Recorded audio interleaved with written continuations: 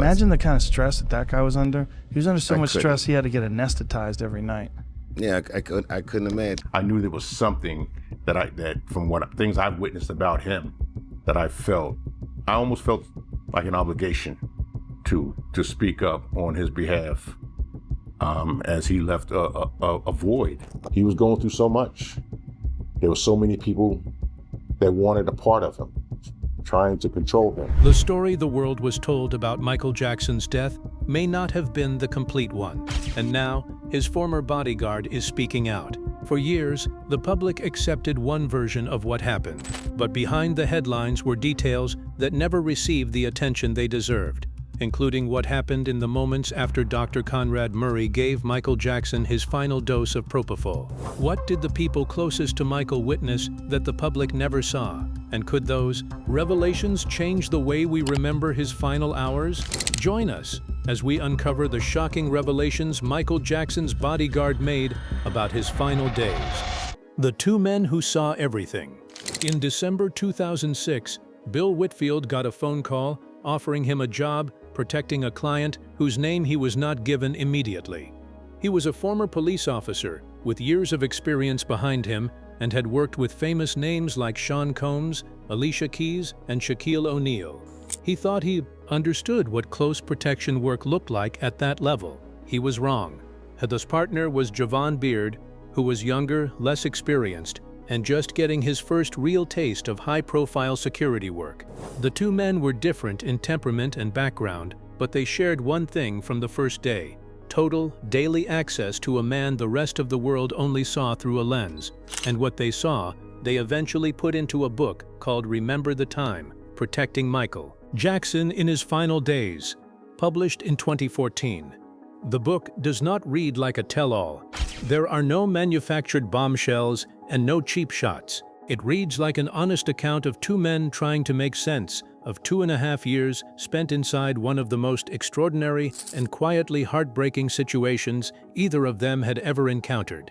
And the picture it paints of Michael Jackson's life during that period is almost nothing like the tabloid version the world had been consuming for decades. Michael had returned to the United States in late 2006 after spending about 18 months living abroad, first in Bahrain, then Ireland, following his acquittal on child molestation charges in 2005. The trial had exonerated him legally, but it had cost him almost everything else. His finances were badly damaged. His emotional state was fragile in ways that people who spent time with him could see.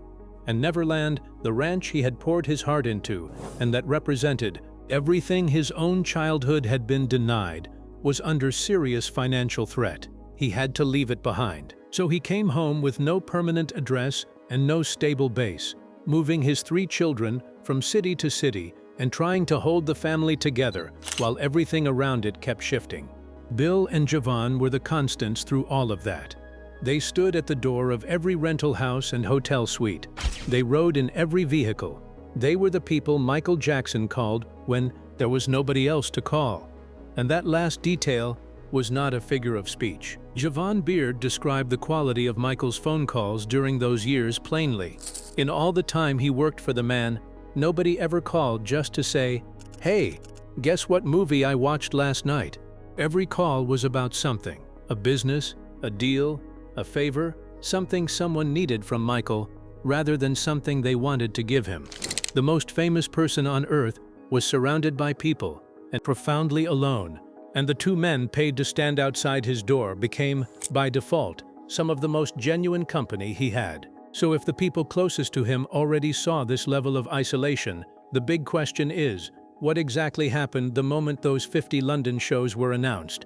And why did Michael's first reaction to the news sound more like a warning than excitement? The warning Michael gave. Before the official "This Is It" announcement was made public, Michael had a conversation with Bill and said something that stuck with him for years. He said, "Bill, watch. Now the vultures are going to start to show up." He had been around long enough to know exactly how this worked. The moment a major opportunity was attached to his name, the people who had been nowhere for years would suddenly reappear. Everyone would want to be involved and would have a reason to be close. But underneath all the apparent enthusiasm would be the same thing that was almost always underneath: what they could get, rather than what they could give. Bill described watching this play out almost immediately once the tour was public. His own phone was flooded with people trying to reach Michael through him. He understood then exactly what Michael had meant. The vultures came right on schedule. The tour itself was 50 shows at London's O2 Arena, scheduled to open July 8, 2009. Over 1 million ticket requests had poured in within hours of the sale. 400,000 tickets were gone in minutes. The commercial appetite for Michael's return was extraordinary, and Michael, by every account from the people around him, was simultaneously willing to do it and genuinely frightened of what it would require. What the tour actually represented financially was what his bodyguards understood from living inside it. By 2009, Michael was on the edge of losing Neverland to debts that had been accumulating for years. The legal costs of the 2005 trial had been enormous. His income had not kept pace with his obligations. AEG Live offered him a financial package tied to the 50 shows that was large enough to address the most urgent of those debts. It was not a tour he chose out of creative desire. It was a tour he needed to survive financially. And the distinction between those two things mattered enormously for everything that followed. His bodyguards watched him prepare for it in a state that concerned them. He was thinner than they had seen him. He was not sleeping. The joyful moments still existed. Moments like evenings where Michael was funny and present with his children in ways that reminded the people around him of who he actually was underneath everything. But the weight he was carrying into those rehearsals was visible, and the people with the most financial interest in making sure he stepped onto that stage in July were not the people asking whether he had eaten, which raises the question that goes right to the center of this whole story. Who exactly was in charge of Michael's medical care during this period? And what were they actually doing with that responsibility? The last phone call. Matt Fidd had known Michael for about 10 years by 2009. He had worked as his UK-based bodyguard during Michael's time in Britain and maintained a genuine friendship afterward. He was one of the people Michael actually trusted. So when the call came through in the final days before Michael's death, his ex-wife handing him the phone and saying Michael needed to speak to him urgently, he picked up immediately. What he heard was alarming. Michael was erratic, talking fast, jumping between subjects, not holding on to his own train of thought. Matt described him as completely unlike himself. He was saying he needed to reach his father Joseph. He was saying the people around him were making him rehearse too much. He was saying he had never agreed to 50 shows, that somewhere between what he had understood the contract to be and what was being demanded of him, something had gone badly wrong. Matt asked him directly if he had taken something. Michael told him a doctor had given him something to help get through rehearsal, ephedrine, a stimulant that athletes and dancers sometimes use for energy. And here is the thing that lodged in Matt's brain about that detail. Michael was about to rehearse. A doctor had given him a stimulant to make it possible, and at the same time he was receiving powerful sedative drugs every single night just to sleep. His body was being knocked out to rest and then medically driven to perform. Those two realities were running in the same body simultaneously, and apparently nobody was stepping back to look at what that combination was doing to a 50-year-old man who was already visibly depleted. Michael asked Matt whether he knew where Joseph Jackson was. He wanted his father to come and sort the situation out. He said the only person who could fix what was happening was Joseph. That request told Matt something important immediately. If Michael was asking for his dad, someone he had a notoriously complicated relationship with, then something was genuinely wrong. Matt found a number for Joseph and passed it to Michael. He got voicemail. Matt believed he would see Michael soon, that when the shows moved to London, they would be in the same city, and he could assess things properly. He did not know there would be no London shows. When Michael died 2 days later, Matt recognized what that conversation had actually been. A person reaching out to anyone who might help, finding voicemail, finding distance, finding a world too busy with the machine to stop and look at the human being inside it. And Matt had tried to intervene years before this call too. He and Uri Geller had found drugs and injection equipment in Michael's room and confiscated them. Uri Geller had screamed at Michael to stop. Fids, told Fox News in 2009 that the doctors around Michael had his blood on their hands, that they knew exactly what they had done. So if the warning signs had been there for years, how on earth did a situation get so bad that a powerful surgical anesthetic ended up being administered in a private bedroom night after night? The medical situation that should never have existed. Conrad Murray had been Michael Jackson's personal physician on and off since 2006. By the spring of 2009, he had been officially engaged by AEG Live to manage Michael's health during This Is It tour preparation.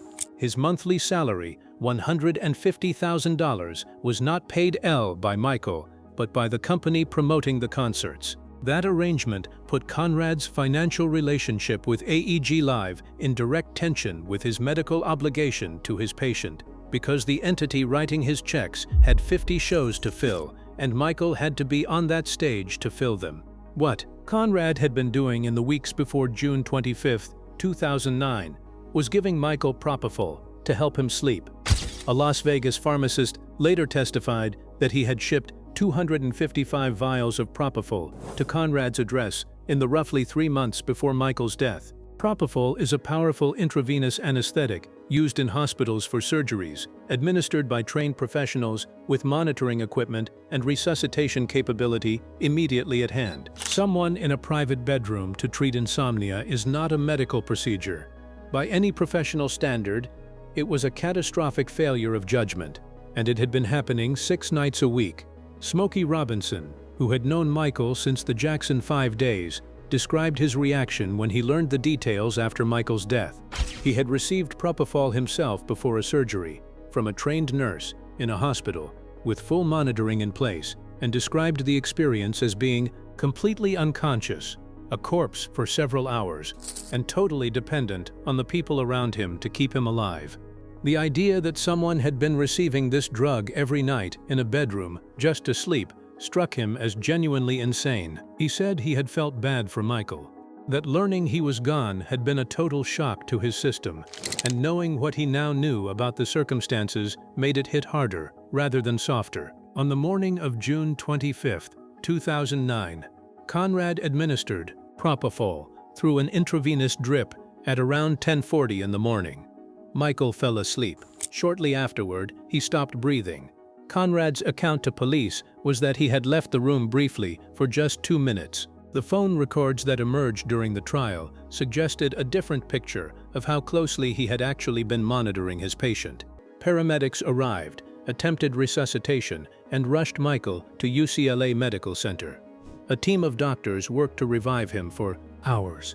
At 2:26 in the afternoon, Michael Jackson was pronounced dead. He was 50 years old. Conrad was convicted of involuntary manslaughter in November 2011.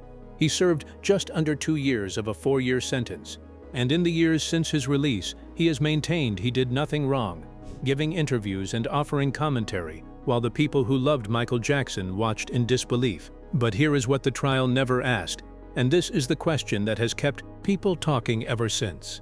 Conrad's individual actions on one morning were examined in detail. So who else bore responsibility for the system that made all of this possible? What the people around Michael believed. Conrad Murray's conviction answered one legal question. It never addressed who bore responsibility for creating the conditions that made his presence in that house possible in the first place.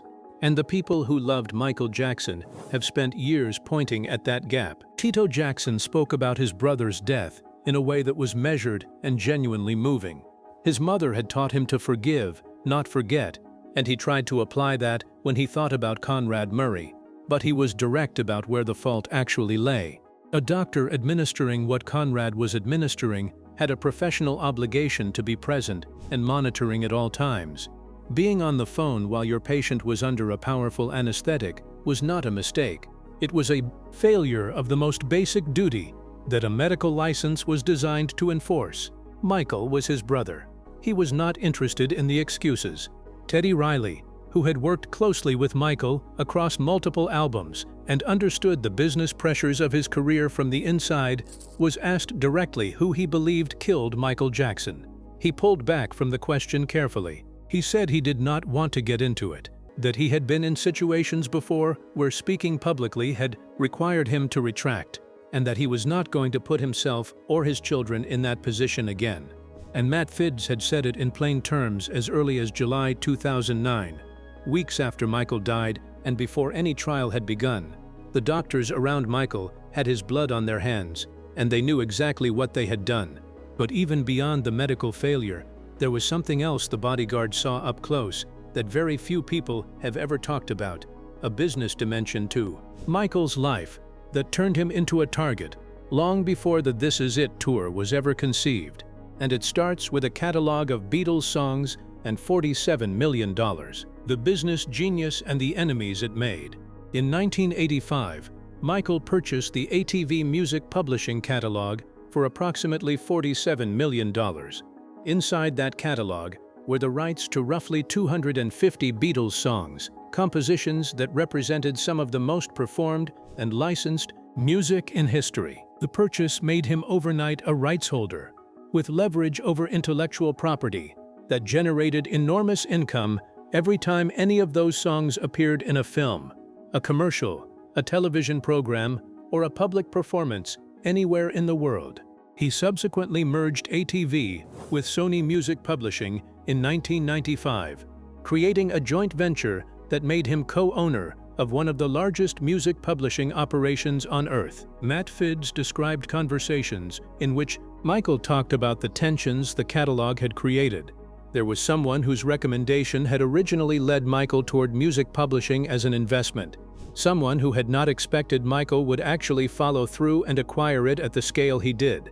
When Michael bought it, that relationship changed. Michael told Matt there had been abusive phone calls, that he had been told repeatedly he would never be forgiven, that he had offered multiple times to sell the catalog back at a fair price, and the offer was refused because the price was considered too high, meaning Michael kept it anyway.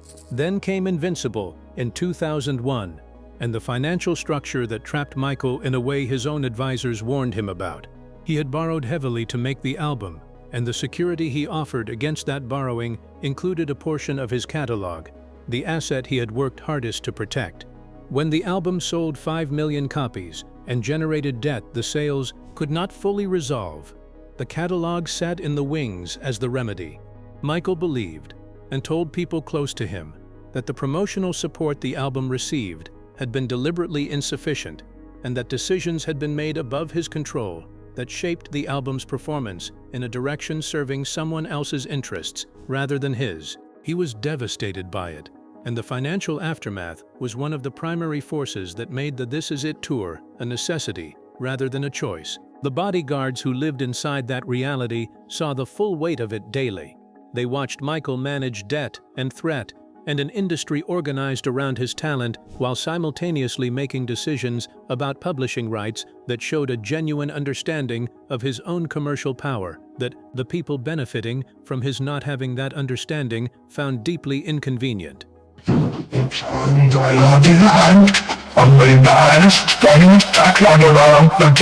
financial pressure and the toy needed to survive brings everything back to the same place. A man with more enemies than he knew, more financial pressure than the public saw, and less genuine support than anyone in his position should have had. Which makes what the bodyguards revealed about his daily life all the more heartbreaking, because the real story was never really about the money at all. The isolation that the world never saw. What came through most powerfully in everything Bill and Javon described was not the financial pressure, the medical failure, or the business conflicts. It was the loneliness, the daily grinding loneliness of a man who was simultaneously the most famous person on earth and the most isolated. Michael moved his children from hotel to hotel and rental house to rental house, always just far enough ahead of the people looking for him. On 3 separate occasions, hotel managers called to report threatening communications, and the family had to leave in the middle of the night. Bill and Javon covered Michael in linens on a room service trolley and moved him through service corridors while the children were told nothing, waking up in a different city without understanding why. The children experienced it as an adventure. For the adults managing it, it was a man receiving death threats, running with his kids in the dark. Through all of it, Michael was trying to give his children something resembling a normal life. He talked to them, sang with them, and took them to movies undercover. He was, by the consistent account of everyone who saw him do it, a genuinely devoted and attentive father, under circumstances that made genuine attentive parenting almost impossible. The love was real even when everything around it was chaos. And in the evenings, when the external world went quiet and the children were in bed and there was nothing left to perform for, Michael called his bodyguards. Not because he had nobody else in the formal sense, but because everybody else was calling him with a reason. 2 men paid to stand at his door and had somehow become the people who asked how he was doing without needing anything back from the answer. That was Michael Jackson's personal life in his final years. That is what the bodyguards put on record. And when Bill Whitfield heard that Michael had passed, he said the first thought that came to him was, now he will rest. This world was mean to him. After everything he had witnessed in those final months, the pressure, the isolation, the exploitation, and the medical situation that should never have been allowed to develop, the man who had been standing closest said what he said. Now he will rest. Michael Jackson's final days left his bodyguards with memories they would carry for the rest of their lives. But the story did not end when he died. In the years that followed, some of the people who had spoken about Michael began changing their accounts. So what were they really saying, and why did their stories shift? The complicated legacy. Michael Jackson's legacy has never been simple. Even decades after his death, the debate surrounding his life remains divided between those who believe the allegations against him revealed a disturbing side of the superstar and those who believe he was unfairly condemned by the media. But one part of the story has become particularly complicated: the people who changed their accounts over the years. Most striking examples was LaToya Jackson, Michael's older sister. When allegations of child sexual abuse first emerged in 1993, LaToya initially defended her brother publicly. But by December of that year, she had dramatically changed her position. Speaking from Israel, she told reporters that she believed the allegations were true and accused Michael of abusing children. She claimed she had seen checks allegedly made out to the families of boys who spent time with him. She even said she could no longer remain silent about what she described as crimes against children. The accusations were explosive. Michael's family immediately rejected them, and LaToya became increasingly estranged from them.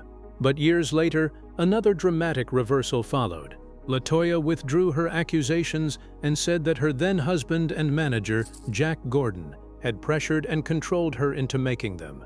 She later described her marriage as abusive and maintained that Jack had manipulated her into turning against her family. By the 2000s, she had reconciled with Michael and was publicly defending him again. In 2009, she reiterated that she did not believe her brother was a pedophile or had engaged in improper relations with children. But LaToya was not one of Michael's alleged victims, and that distinction matters. Another story that became widespread after Michael's death involved Jordan Chandler, the teenager at the center of the 1993 allegations. Over the years, claims circulated online that Chandler had eventually admitted that he lied about Michael and that his father had pressured him into making the accusations. The problem is that there is no reliable public record of Chandler himself making such a confession. The story has therefore remained a persistent claim rather than a documented revelations. The same is true of Gavin Arvizo, whose allegations led to Michael's 2005 criminal trial. Michael Jackson was ultimately acquitted of all charges, but there is no reliable evidence that Arvizo later publicly confessed that he had fabricated his accusations. And there is the complete opposite reversal. Wade Robson and James Safechuck, 2 men who had previously defended Michael, later accused him of sexual abuse after his death.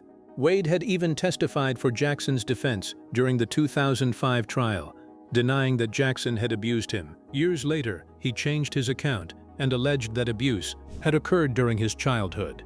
James likewise later made allegations.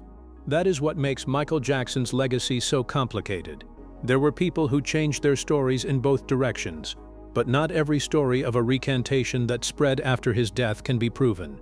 If the most famous person on Earth could be that completely alone, what does that say about the world that was surrounding him? Also, Conrad Murray served 2 years.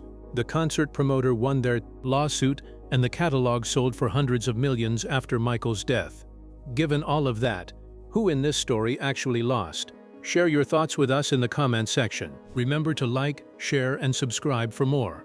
Also, click the next video showing on your screen. You will enjoy it.